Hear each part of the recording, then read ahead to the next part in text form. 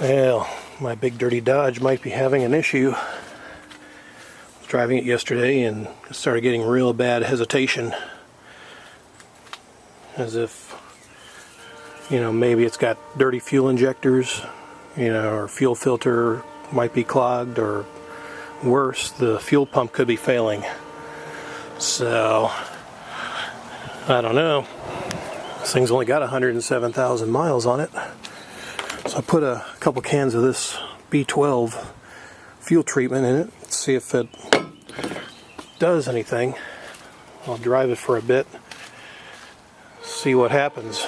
But if that doesn't clear it up, or this thing all of a sudden stops running, then I know I've got a bad fuel pump. Damn train.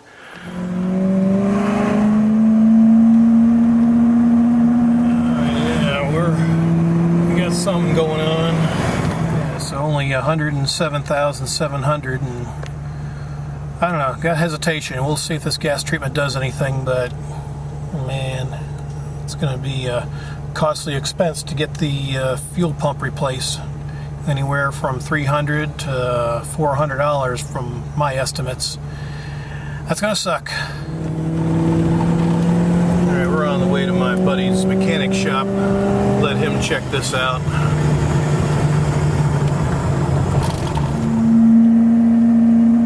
Yeah, we still got issues.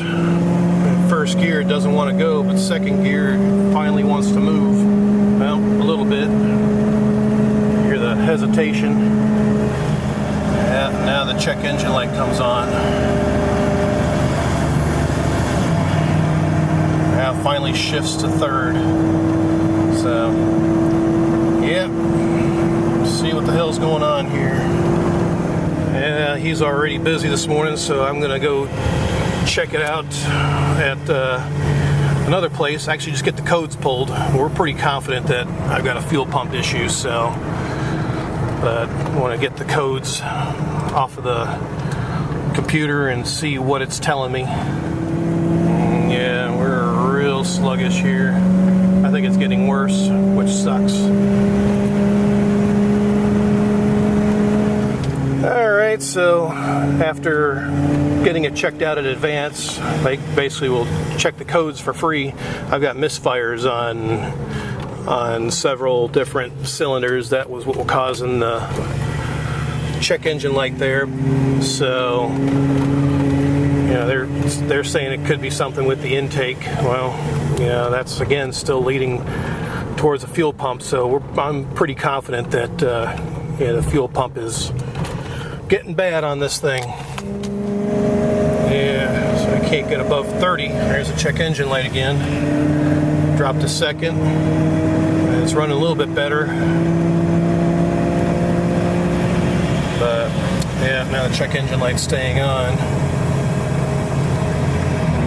Yeah, so it's just basically showing a misfire, but it's not telling me why. This computer is old, so. Well, I guess I'm going to go ahead and order that fuel pump. I'm pretty sure that's it. Okay, so I just purchased my new fuel pump for basically $140. There's apparently 3 different size fuel tanks for my truck, which I'm pretty sure I've got the smallest one because they offer a 26 gallon, a 34 gallon, and another one that's even bigger than that. And this one was the recommended model for the small gas tank, which I'm pretty sure is a 26, because I can never put more than 22 gallons in the tank on a total fill-up. So that's it. I'll wait for it to arrive, and then I guess I'll be dropping it off. Okay, yeah, and another thing those codes were saying was that it's possible, looks like numbers 2, 4, and 8 cylinders were misfiring. So from what it looks like here, we've got the fuel injector rails and everything, sitting here. The fuel line is where that angle, that angle piece of pipe is, and the passenger side is where those cylinders are. So it's possible there may be trash in the injector or in the rail that's preventing, the right amount of gas, causing the misfire to, be detected on the computer. So Yeah, they're gonna probably check all that at the shop, but that's the passenger side, so that would be the issue if, or where the misfires are coming from. But yeah, won't be able to do something like this on my own with my new job, and I don't have all the computer stuff, so I'm at the mercy of the mechanics on this one. So yep, but that's the latest. And yeah, I went ahead and ordered a new air filter, a little 2-inch. This one is 2.75 inches in height, and I'm getting one that's 2 inches. It's a K&N filter, so that'll be good, so it's not so compressed up against the top of the firewall there.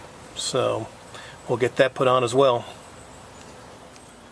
Alright, and this is the air filter that I got. It's a K&N E-1515, and as you can tell on the specs there, zoom in a little bit, it's basically 12.5 inches, which is basically what mine is, and it's only 2 inches in height. So yeah, that little 3/4 of an inch will be enough to make things, you know, a little less snug under there, and I'll still get a decent amount of airflow. You know, yeah, I'll be getting hot air sucked in, but it's no different from the muscle cars of the 60s and 70s, and honestly I like that look better instead of putting the snorkel tubes that you see that are more common, and you know, for the cold air intakes. So yep, so I've got this one on the way as well, so we'll get that installed once it arrives.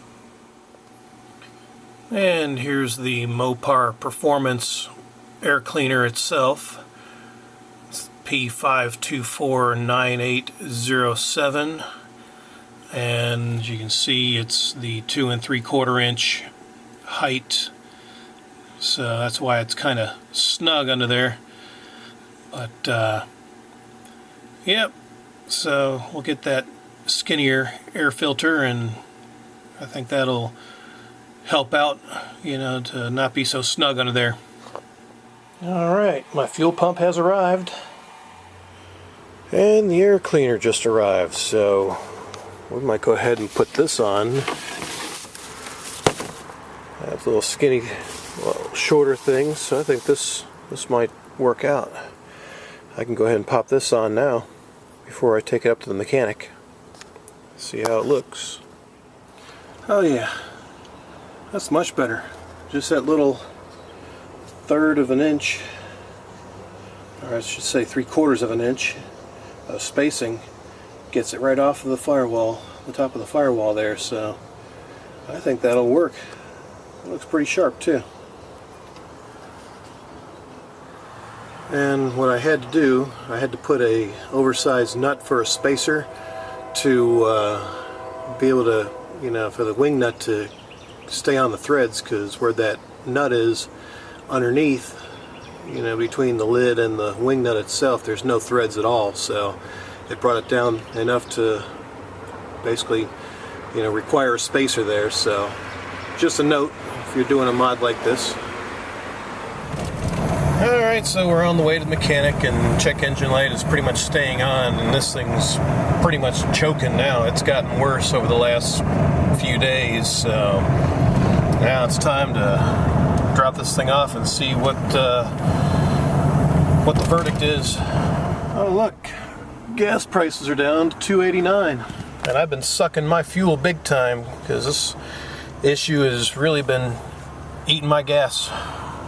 Man, that is a crazy looking FedEx truck. The future of FedEx is here. Custom. What the hell is he doing? It's like all refrigerated. Making a Yui? Well, good. Don't run me over, dude.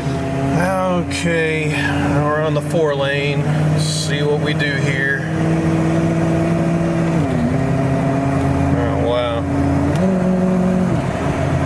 Yeah, this thing is not wanting to go at all. This is pretty bad. Wow, amazing. We're at 55. But this thing is... it doesn't want to go much faster. Holy crap. We're pretty much here anyway, so we'll just drop this thing off. Well, back in the truck. Picked it up from my buddy's shop, and I don't have a fuel issue. I've got a clogged catalytic converter. That's exactly what I guess it's doing. There's too much back pressure, which is causing the misfires. So I had this catalytic converter replaced about 4 or 5 years ago for the same problem. So I don't know why it would be clogged again, but I got to take it to a muffler shop. And luckily, I've got a connection there as well, so I may have to pay him a visit this week. But, you know, got to get an estimate on what it's going to cost. So, fun. This sucks. I've gone through almost half a tank of gas just trying to figure out what the hell's going on with this thing. Man. I'm really glad the gas prices have dropped a little bit. But still, I'm wasting fuel. So, since I didn't have to spend a whole lot today, I went ahead and picked me up some lunch and dinner. So, I guess I'll go home and eat. Oh yeah, and I guess the air conditioning has failed in this truck, and it's currently 103 out. Just lovely. Just friggin' lovely. Alright, so down there is my catalytic converter. You can see a little bit of light reflecting off of the edge of it down there, but I got 2 pipes coming in from the headers or manifolds. Comes out into one. And right now, best estimates are about around $190, just under $200 to get it replaced. So looks like that's what I'm going to have to do, and hopefully that will fix the issue. Checking out the old train tracks. Alright, let's just head to the muffler shop and get this thing fixed. Yep, we're airborne. Get ready to whack this thing off here. Taking out the O2 sensors now. There's one mean street Mustang. Yeah. Not bad at all.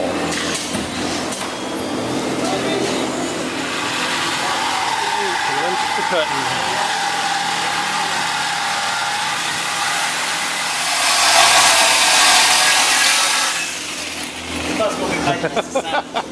Yeah, there you go. O2 sensor hanging, cut out. That sucks that I got to do the 2 to 1 into my muffler. I would do straight pipes, 2 converters, 2 mufflers, but I just don't have that kind of cash. The old one. Alright, new one's in. Yeah, that's where the O2 sensor goes, right there, and then there's another one right there. I have to plug that up because I've already got one on that pipe. Force it in. It's a tight fit.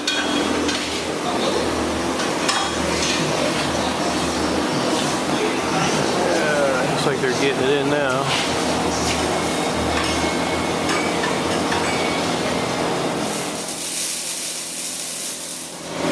All right.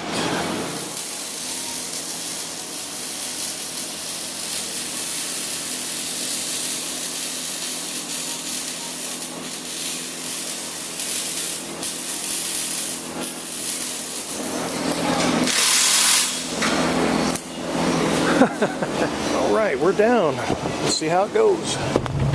Yeah, they got themselves a big old smoker. That's pretty nice. Well, we'll see if I pass them. Nice. Oh man, much better. That was it. Catalytic converter was clogged.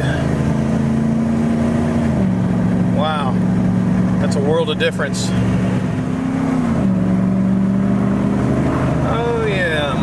Better. More better. That's great.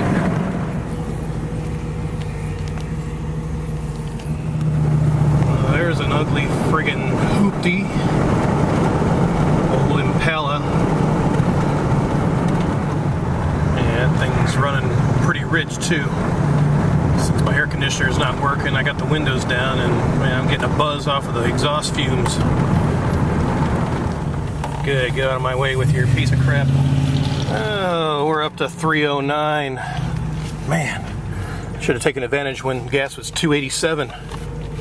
Oh, hell. Yizen or in Steeler country? Okay. Last time I checked, this was Panther country. Carolina Panthers, that is. Alrighty then. 309 a gallon. Let's see what $40 gets me. Yeah, looks like I'm going to get about 13 gallons. Yeah, just under 13 gallons. Oh well. Yeah, that gave me just over 3/4 of a tank. I guess that'll last me a while. Alright, well, as I head for home, I'm glad I got this thing fixed, like I said, and basically cost me $200 for the converter, and then another $40 for a diagnosis, and another $40 for gas. So, oh well, at least it's fixed and done and over with. So, alright, hope this helps you if you're diagnosing your vehicle. I don't know. Anyway, thanks for watching.